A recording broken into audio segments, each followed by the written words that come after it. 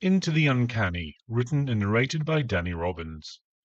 I suppose, like many people, I went into this audiobook on the back of the fantastic podcasts on the BBC.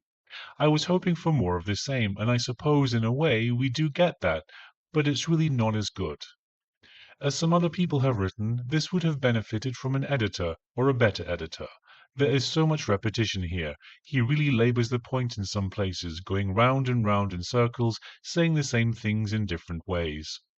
It quickly becomes boring, and there are some parts that seem to serve no purpose at all. There's an interminable story about a smoke alarm in a beef Wellington, for example. I'd say at least 2 hours could have been cut from this, including all references to Star Wars. Another listener said he should have got an actor to read it, and I'm afraid I have to agree. For some strange reason, Danny decides to do an accent for one person. Only one, in the whole book. No idea why. It felt a bit patronizing and it jarred. And then there's the way Danny speaks. He pronounces TH as F. So, for example, 3 is free, or and then becomes and then. In half-hour bursts in the podcast, it's fine, but I found it grating to listen to hour after hour. There's also his style of narration with long pauses to create tension that just gets irritating. The style of storytelling was also irritating. Rather than telling something in a straightforward manner, there's lots of, and then it got worse, and then it got a whole lot worse, or something to that effect, before jumping to something completely different and then circling back at a later point. The most obvious example is the Poltergeist in Italy. It opens the book, and then it's revisited at the end of the book. There was no need to present it in this way. This isn't a podcast where you need to keep listeners coming back for more. We've bought the book, just present the information. In other parts, he's describing a scene that he wasn't at, and it just felt artificial. Like a high school essay. It didn't feel like he was setting a scene, it just felt disingenuous. The biggest sin, however, is that not all of the stories are interesting. The alien section is pure tedium, despite Danny's best, or hammiest, efforts to make it exciting.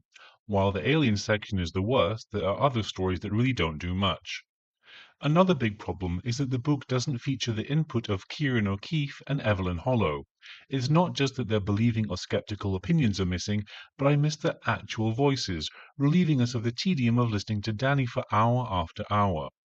Danny talks to Kieran in one chapter, and Evelyn gets a name check, but the audiobook really misses having that actual input. 2 final points.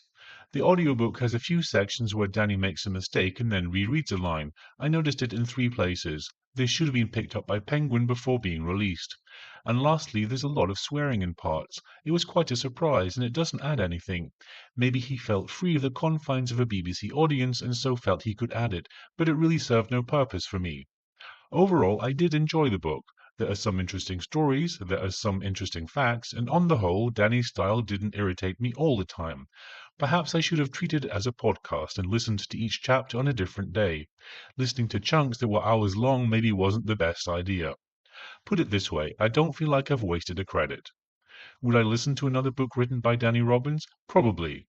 Would I listen to another book narrated by Danny Robbins? I'd rather not. All in all, I'd give the book a 3 out of 5 and the narrator a 3 out of 5 as well. How about you? Have you listened to this audiobook? Do you listen to the podcast? Let me know in the comments below. Don't forget to like and subscribe as I release a new review every week. Thanks for watching.